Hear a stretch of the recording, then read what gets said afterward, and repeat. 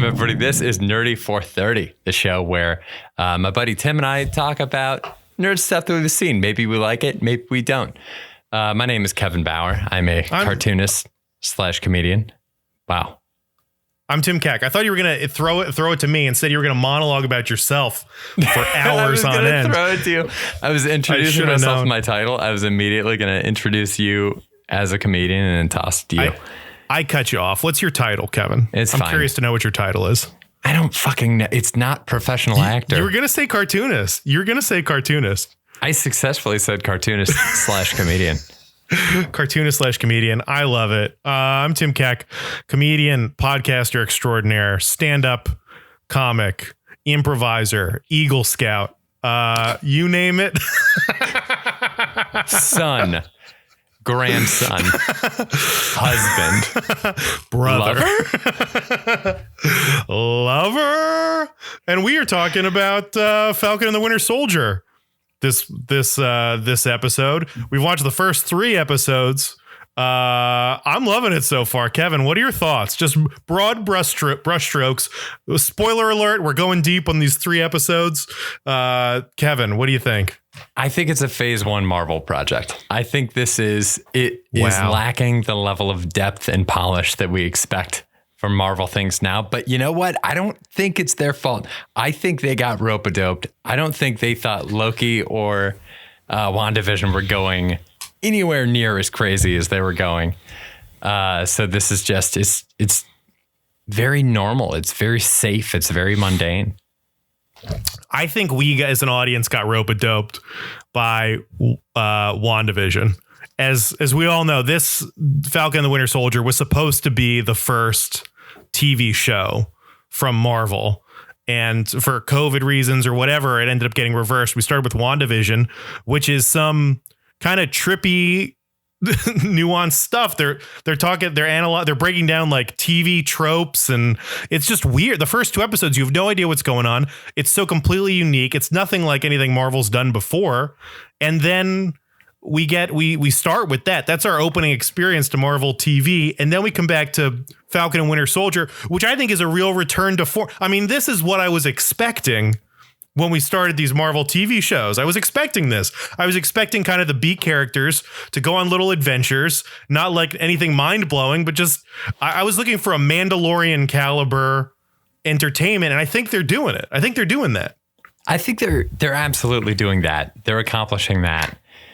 But I guess I just feel a little bit slighted after how good WandaVision was and how good the Loki trailer looks, that now this thing with, I mean, I love the Falcon. I love the Falcon so much. I could take or leave Winter Soldier, but I love Anthony Mackie. And I feel betrayed that the project that he gets is just okay, in my opinion. I think it's fine, but I think it's like a phase 1 Marvel project.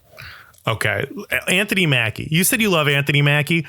I think I love Anthony Mackie. I think I'm obsessed. I think this guy's awesome. I've seen him on like talk shows and stuff. As a human being, he just seems like the best. He seems so charismatic. I feel like I love Anthony Mackie. Have you seen the footage that was circulating from when he was on The Tonight Show with Jimmy Fallon promoting Captain America and the Winter Soldier in 2014? I don't think so. I never saw this when it came out. This is like 7 years ago. This, to my knowledge, did not go viral. Never knew this happened. But he's just overflowing with joy. They play the clip. He's talking over the clip that they're playing. It's a blast. The audience is loving it. Jimmy's loving it. The guest that day, Bill O'Reilly, not loving it, which is what you want. You don't want Bill O'Reilly enjoying your bit. I'm glad bits to spite Bill O'Reilly. I'm glad that Bill O'Reilly doesn't get Anthony Mackie. I think that's a ringing endorsement for the Mac Attack. It legitimizes him. The Mac Attack. One of the things going in, which I guess is kind of all these TV shows, right, is like Scarlet Witch, The Vision. They're B tier characters. They're not upper echelon Marvel characters so far as the Marvel Cinematic Universe that we've been watching in movies. These are not top tier talent. You know, they are the backups to, we are watching a show now that is the backups to Captain America. It's Captain America's sidekicks. Yeah. And absolutely. Somehow I feel like it's good. Do you think Anthony Mackie is a leading man now? Is there any way, let me phrase it like this. Is there any way for a character that was a side character in an MCU movie to go to a TV show, like star in a TV show, and then the next movie they show up in, they're a top billing, holy shit, Anthony Mackie's here? Is that even possible? Is that what they're trying to do? I don't know if it's what they're trying to do, but it's definitely possible. It's on them to frame it correctly. It's on Marvel to frame it correctly and market it correctly and get the hype built. But when you look at a lot of these people, you know, when the first Thor came out, Chris Hemsworth was absolutely not a household name. I think he'd mostly been on like an Australian soap opera. And that was his resume up to that point. Chris Evans had done not another teen movie and 2 mediocre Fantastic Four movies. So these weren't like huge draws. You could argue Chris Evans still isn't a huge draw, but I mean, it's about the movies framed them really well and provided them a level of legitimacy that then I think led the public to embrace them more. For Chris Hemsworth too. I mean, it's just fucking charisma, and the Mac Attack has that in spades, man. Is it coming across on the screen, you think? Are you excited about the Falcon now? Are you going to be excited about seeing the Winter Soldier? Like, I got excited about seeing the Scarlet Witch at the. I'm gonna stop talking about WandaVision. This isn't a WandaVision podcast. This is a Falcon Winter Soldier podcast. But like, at some point, right? We've seen the trailer for this. Anthony Mackie, the Falcon, is going to be Captain America, right? That's what we're all assuming is happening. He's going to be holding the shield. He's going to be Captain America at the end of this movie. Is the TV show right now doing enough to make him feel like Captain America? By the time we got to Endgame, Captain America, Chris Evans was like, holy shit, he picked up Thor's hammer. It was like people were so fucking pumped for Chris Evans. Do you think people are going to have the same reaction with Anthony Mackie now? No, because I think the show is missing opportunities. I think it's missing opportunities left and right. They're not like playing into the level of charisma. I think this is a couple drafts away from being done. I think they needed to bring some people in to punch up this script. There's a scene that stands out to me where Anthony Mackie is about to jump out of a plane to complete some part of the beginning of a mission that they're going to do overseas. Sebastian Stan's stowed away in the airplane, and he's like, do you have a plan? And Anthony Mackie's like, yeah, I have a plan. And Sebastian Stan's like, what's your plan? Anthony Mackie's like, I have a plan. Sebastian Stan's like, what is it? And Anthony Mackie doesn't say anything else. He just jumps out. That's not finished draft banter.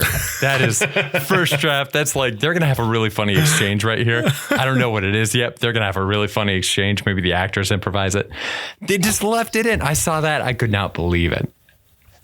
Yeah, Mackie is charming for me. I find the Falcon, I think he's kind of like, the jokes he gets, I think, are pretty funny. I don't know. They were in the middle of like some firefight, and he's like, haven't you seen an action movie? You're supposed to go left. And I'm like, I got to admit, I don't really understand what he's talking about right now, but Mackie's saying it, so I'm excited about it. I don't know. It seems like witty banter. It seems like, yeah, they do have this kind of like filler witty banter that would have been punched up if this had been the movie.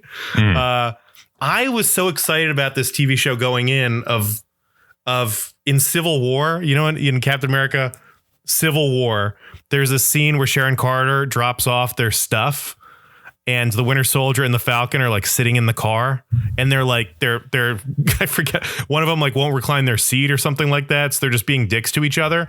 And then they're watching Steve Rogers talk to Sharon Carter. She gives him the stuff, they kiss, and then he looks back at the car, and the two of them are in the car just like nodding at him. And I was like, that's a movie. Because when I was like reading these comic books growing up, it was Captain America, it was Falcon, and it was Sharon Carter running around just kicking butt together. And then Bucky rolls in, and it's like, cool. It's like a clique. It's like this crew is like going around kicking butt together. Like, I thought that would be a whole thing. And we never really got that. Like, we never really got that crew kicking butt together. And so now we're getting like half of that. We're getting these two guys. Too. Yeah. We're getting it, but without Captain America being there. Which is the best part of, I mean, he's the glue that holds these guys together. These guys are not friends. They're only friends because of Steve. And when we were talking about that, I think they're kind of like two sides of the same coin, right? They're both sides and aspects of Captain America's personality, right? Like the Falcon is all about like patriotism and serving and just full of pride, and like the shield, he's giving up the shield because it like really means something to him. It like holds a weight, and it means something to Bucky too, but he's like this like gritty, like super soldier guy, like trying to get it done. They're missing that cohesion. They're just trying to build it now. And I don't know if it's working or not. So I think that was something that we talked about before this that I think made me appreciate it a little bit more. The idea that they are two halves of the Captain America coin. I think that's really neat. I think when this show is at its best is when it is preparing Falcon to take on the Captain America mantle. There is some character building that I've noticed that I'm really appreciating where, he obviously walked away from the shield in the first episode. And then as the show goes on, there's more and more situations that are forcing him to, I guess, feel more confident in the convictions that he does have about the country. I forget exactly what they were talking about, but even the conversation with Zemo in the plane, where they're all kind of talking about the importance of the iconography of the shield, what it means for someone to be a symbol.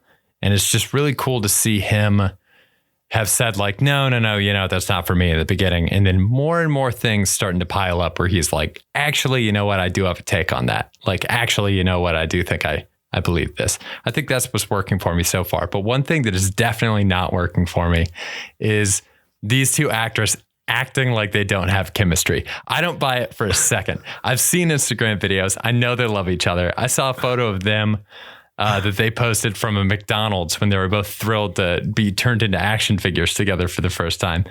So every time the show brings up like, and they bring it up a lot, like, you two hate each other. It's like, they don't.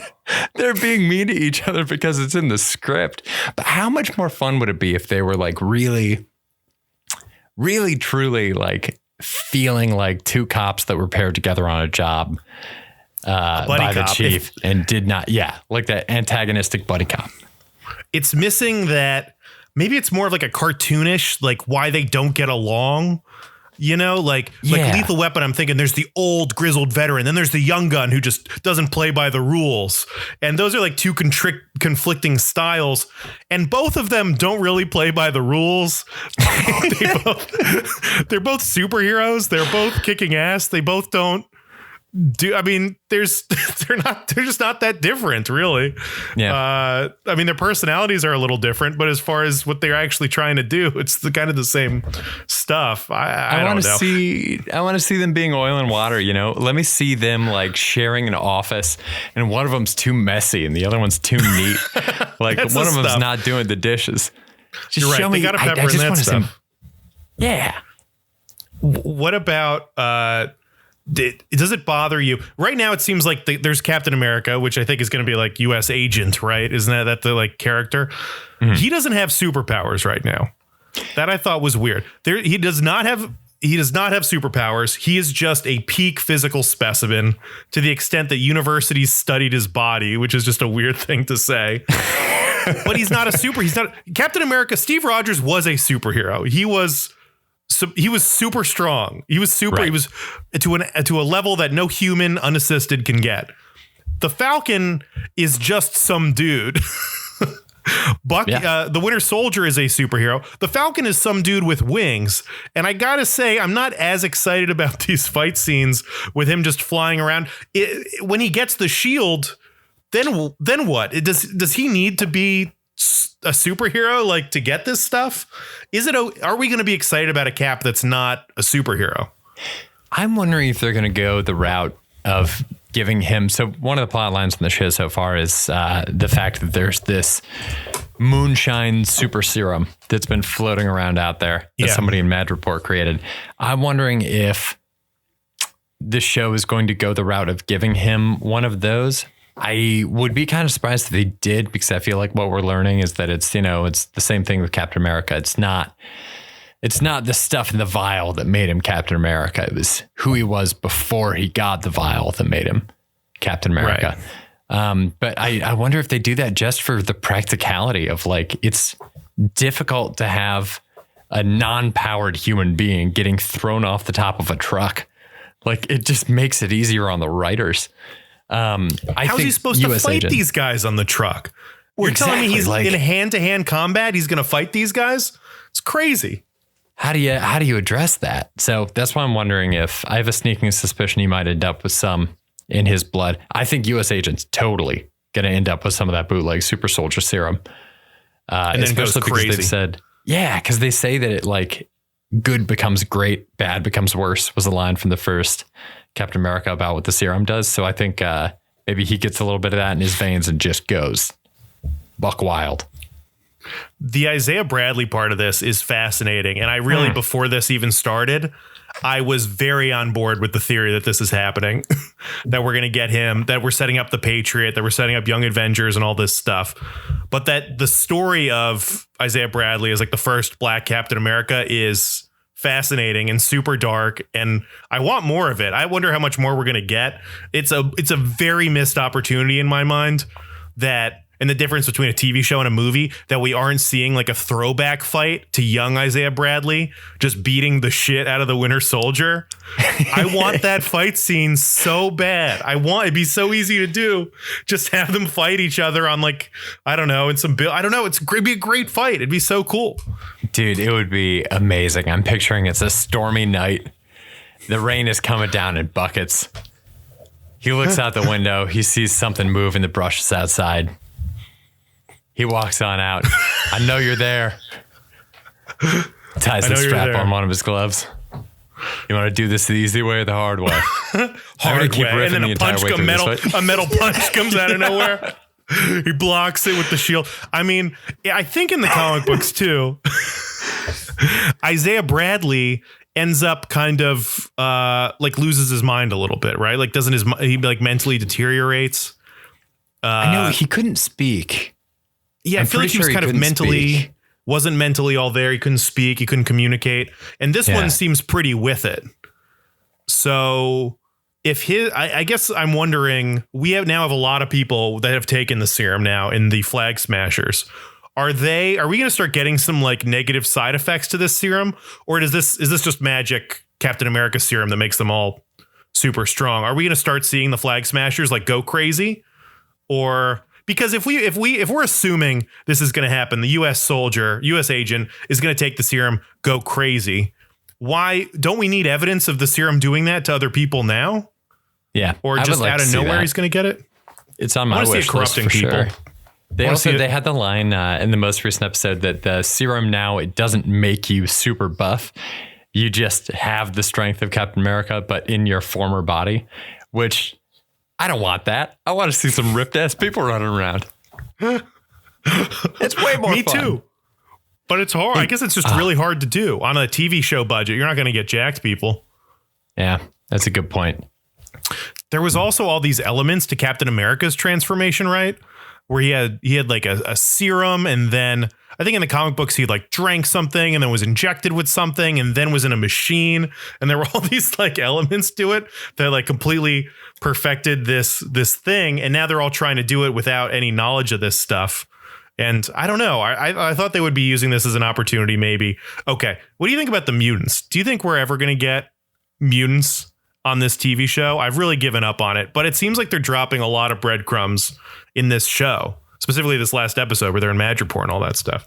Yeah, I don't think they're coming for a while. They're doing some real base level expectation setting. But I think I read at one point that the X-Men aren't supposed to show up until like 2028 at the earliest, because they really want to cleanse the palate after the Fox movies and make sure that people know that it's like a different batch of movies.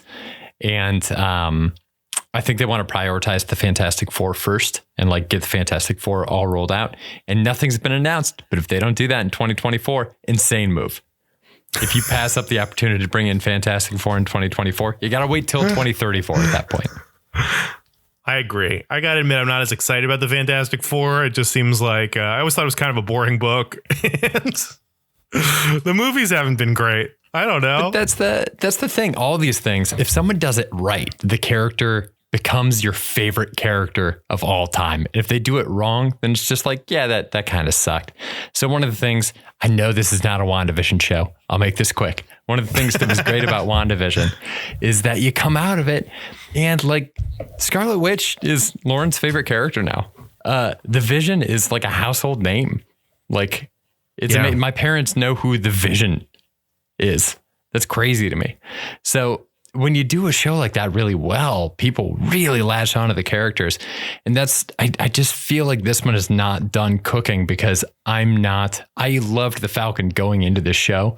And when I see everything going on screen, I'm not like, yeah, fucking Falcon. I'm like, this is cool. Some fun stuff's happening. It's good to get a little more backstory. Yeah, all the New Orleans stuff, I was just like, I don't care. Who cares? I don't need to see where he's like from and all that. I want to see him. I don't know. I guess I want to see him bottom out. I want to see the Falcon really depressed and bottom out, which I think they're trying to convince us he has, like he is now. This is the Falcon at his lowest point. He can't even get a loan, but it could be worse. Like just lay it on, just hammer it home that everything sucks for him. He gave up the shield. I want him to be depressed. I want him to be at his lowest point and then overcome that adversity and grab the shield and really just earn it. You know, like all these they've done a great job. All these Marvel superheroes, they end up earning their superpowers. And I don't know. I want to see him earn the mantle and just really, I want that moment of like, hell yeah, this is happening. And it might be coming for all we know. They have that moment in the third episode where his sister calls him about their financial troubles while he is doing a spy mission in Madripoor, which is like kind of fun, but it feels a little messy. It just doesn't feel as, I feel like there's a way to play that same scene that's a lot tighter and has a lot more, feels a lot more rewarding than we're currently getting. I thought Baron Zemo was so great in this episode, stole the show in my opinion. This actor is so good, so funny. He's got the best lines in the whole thing. He's somehow the most fleshed out character in this, showing up immediately. And his arc is crazy. The last time we saw him, he was suicidal because of the loss of his family, extracting revenge on these superheroes that he hated. And you can tell he still just has a through line of anyone with superpowers is evil and just should die. He's just like, I will murder anyone with superpowers. The second I get a chance, I'm going to kill anyone with superpowers, while at the same time being like the most charming and fun person on the show. Is that crazy? Wild turn. I think that's a perfect example of what I'm talking about, where it's like, I didn't expect to be walking away from the third episode of this going, this is Zemo's show, but here we are. This is the Zemo show. So much fun. Having the three of them, it's exactly like what you were talking about, where it's like so fun to just see this group hanging out. Immediately adding him into the mix made that team so much more fun to see going around. He pulls up in the sports car after the big gunfight. They'll get in, drive away. That was amazing. Honestly, adding Sharon Carter into it too. Amazing. They've taken Sharon Carter and Baron Zemo, who were two like Marvel D-list characters, and turned them into so far the stars of Falcon and Winter Soldier. Sharon just rolls up though and saves their ass with a sniper. I mean, Sharon was cool. I like Sharon. I'm glad that she's in this. I assumed she would be in this more than she has been. It doesn't make sense to me that nobody helped her out after this whole shield thing. The fact that Captain America didn't once think of bailing her out of this is insane. It's the least Captain America thing we've ever heard of. Because Captain America kissed this girl, had his second kiss ever, and then his second kiss ever is just in Madripoor on the lam from the federal government. They pardoned the Winter Soldier who has murdered people, but they can't pardon Sharon Carter. It's crazy. It's crazy. It's insane. That aspect of it makes the least sense of a show where someone has a metal arm. But she's awesome. She's kicking butt. She's tearing it up. I think she's good. They need more people to play off of, because I think you're right. If for some reason Anthony Mackie and Sebastian Stan, I think in real life, have way better chemistry than whatever's kind of happening on stage in front of the camera. It's weird. Their relationship's weird. I don't know. I don't love it as much as I want to and know I should. But yeah, this serum thing, as far as we know right now, I think Captain America is there's perpetual more serum showing up. I think that's most of what Captain America's deal is there was an experiment that made Captain America, and the ripple effects of that experiment have touched almost every corner of the Marvel universe, right? Wolverine, the Hulk, nameless other mediocre Marvel heroes and villains in between were all offshoots of the program that created Captain America, or an attempt to create Captain America. I do think it's funny that in an attempt to create Captain America, you create the Hulk, who's just like way more powerful than Captain America ever would be. But nobody tries to recreate that one. Nobody keeps trying to run back the Hulk, though. It's all right. But so now in canon, in the TV show, the only formula that's out there is, I guess, the blood of any super soldier. So the blood of Isaiah Bradley of the Winter Soldier. And then there's 22 other vials that are out there, some of which have been consumed by the Flag Smashers. But as far as we know, those are the only other vials of the only other formula that's out there. Do you really think that's all the formula that's out there? Are they going to bust up the Flag Smashers and then drink a vial and then that's it? Or are there other people working on this? I mean, how much more are we going to go into the super soldier serum thing? There's going to be so much. I am wondering if we are going to get a David Harbour cameo.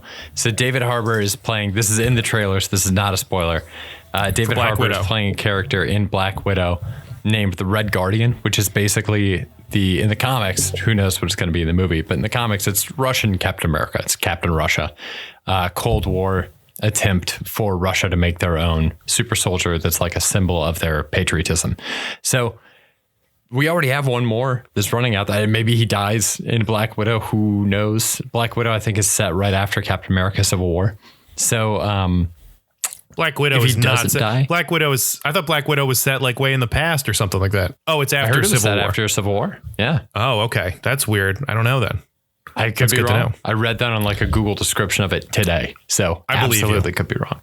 But this guy, there's another one. So if he's not dead, then we have at least one more running around in David Harbour.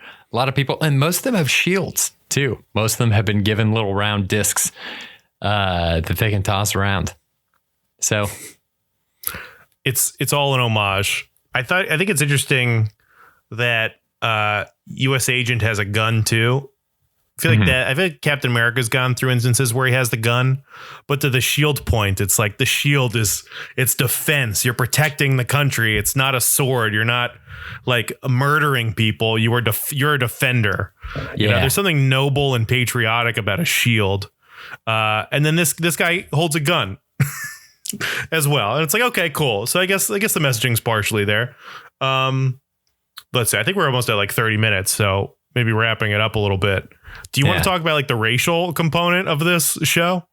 Sure. I'm really enjoying it. I'm liking it. I think it's a good way to microdose diversity to, I think, a crowd that this show is being marketed toward that probably doesn't willfully interact with any content that's outside their bubble on a day-to-day basis. And I'm basing that entirely on the closing credits music of this show that makes it sound like it's like a modern day take on Walker, Texas Ranger.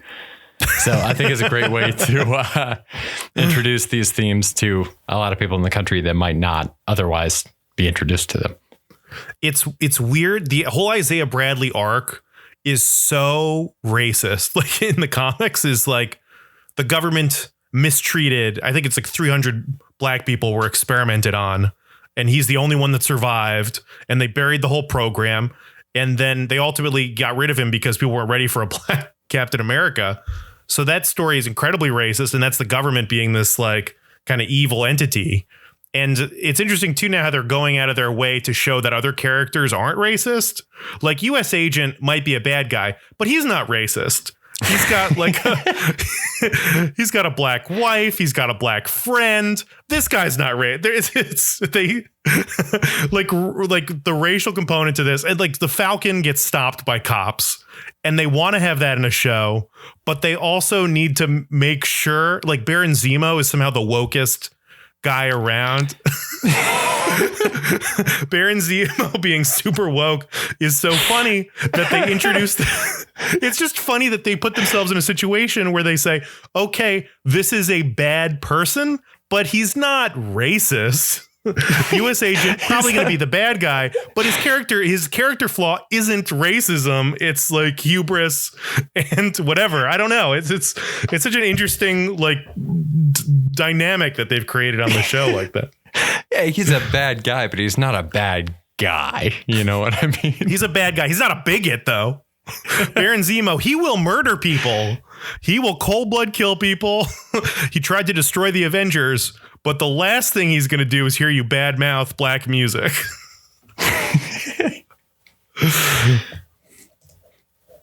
Loves Marvin Gaye. Was it Marvin Gaye? What was I think it was Marvin Gaye. I think it was a Marvin Gaye movie. Troubled Man? It was the soundtrack to Trouble Man, which I'd never listened to before Captain America and the Winter Soldier. And really love it. It's really good. Okay, we're right at the end. Kevin, any final thoughts? I really wish I could remember the one question that I had for you. I really, truly do. I thought I had it so many times. I don't have it. I do want to note this, though. After we saw Captain America Civil War together, you noted that you wanted a TV show that was just Falcon and the Winter Soldier and Sharon Carter palling around, traveling the world, solving mysteries. You got it. You completely got your wish. How's it feel? I got it. I thought I would like it more. I think they're missing Cap. I thought I would like this more than I have. I think they're missing Captain America. And you pointed out there isn't really a huge character thing that makes them hate each other. They only hate each other because of plot stuff, which doesn't make any sense. It's not even like they don't trust each other. They somehow trust each other implicitly, but can't stand each other. But also, they're some of the only people in the world that have common experience. So I don't understand. You're right. I don't understand why they aren't friends. Yeah. Other than the fact that they don't know each other. But there's no reason for them to be enemies, is all I'm saying. That's the thing. I remembered it. Oh my God, we got there. How much better do you think the show is if they're just friends and they just get to both be fun and charming? I think that's where we're going. I think WandaVision is a show that we probably aren't going to get a second season of this. No. This show, what they're doing now, they could do multiple seasons of this show. They could churn this out. I think that's the future for this team. I think we're going to get multiple seasons of this show. I think we're going to keep getting the Falcon back on the TV, all these Captain America stuff. These storylines, like with lower stakes and lower powers, are perfect for TV. And I think once they become like real friends and real pals, it's going to be so much more fun. It would be so much more fun if they were all friends. If Sharon Carter wanted to hang out with them and they all just fucked around together, I feel like it'd be so much more fun. But we have to earn that. And I think once they get over that hurdle, I don't know, then it'll be cool. But well, hopefully we get there in episode 4 coming up this Friday. Thank you very much for listening, everybody. This has been Nerdy 430. We're going to do more episodes coming up. We'll be reviewing all the Falcon Winter Soldier eps. So be on the lookout for those. Subscribe, tell your friends, all that good stuff. Thanks for listening. Bye. Bye.